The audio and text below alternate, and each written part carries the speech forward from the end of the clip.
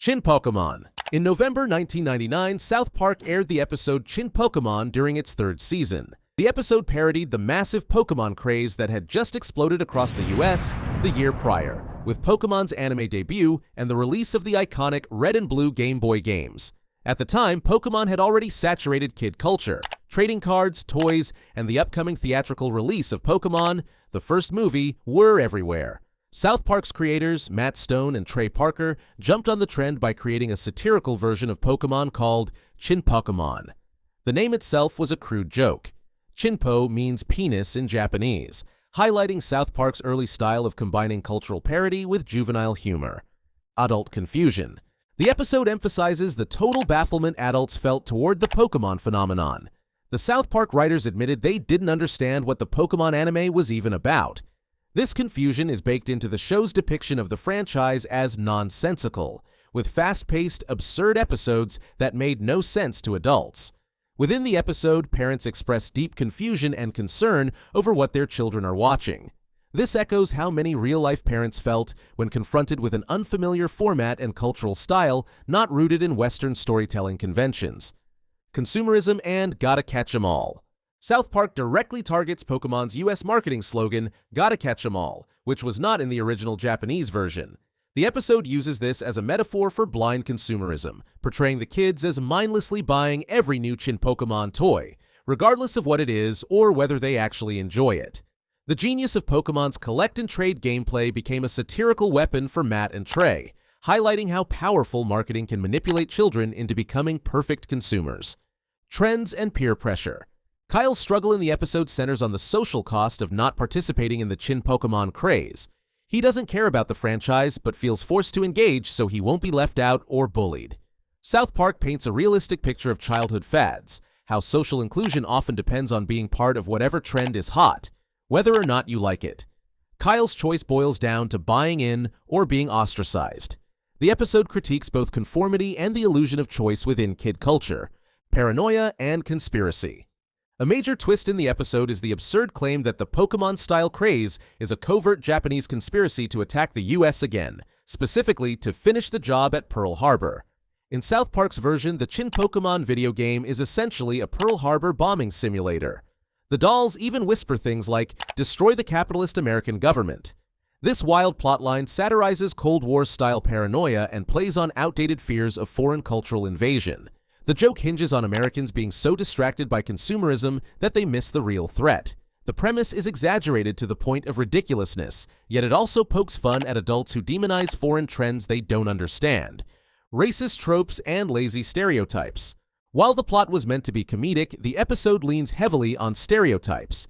The Japanese characters consistently escape suspicion by flattering the American men's egos, claiming Americans have much larger penises. This recurring gag is lazy and rooted in outdated racial humor. South Park even acknowledged this through the name Chinpokomon itself. The joke persists with Bill Clinton allowing military bases across America simply because of an exaggerated compliment. While meant to highlight how easily Americans can be manipulated, it does so by punching down with racial caricatures that haven't aged well. Seizures and real-world events.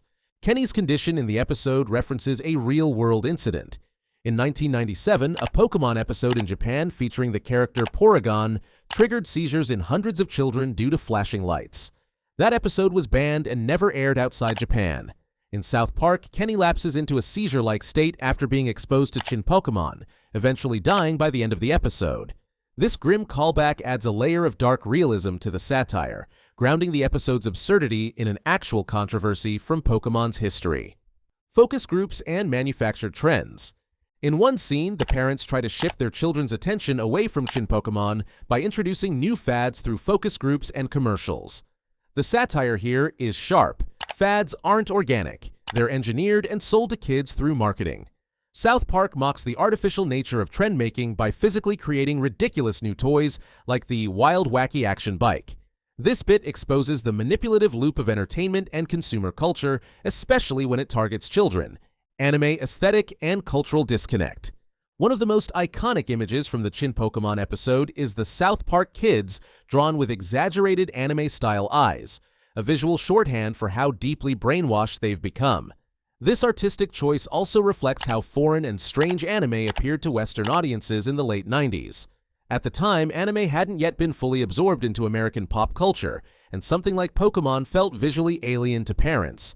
The kids' obsession is shown as almost cult-like, and the animation style helps reinforce how unfamiliar and disorienting the Pokémon phenomenon was for American adults unfamiliar with Japanese media conventions. The reversal strategy. In a satirical twist, the parents ultimately defeat the Chinpokomon craze, not through logic or authority, but by pretending to like it themselves. Once the kids see that adults are into it, they immediately lose interest. This reversal plays on the real-world dynamic where kids often abandon anything their parents embrace.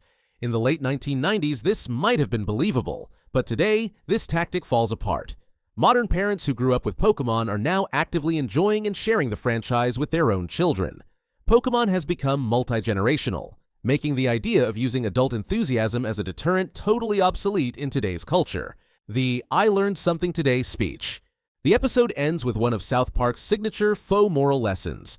Stan reflects on how going along with the crowd can be dangerous, but then quickly contradicts himself by saying that to be a true individual, sometimes you have to follow the crowd.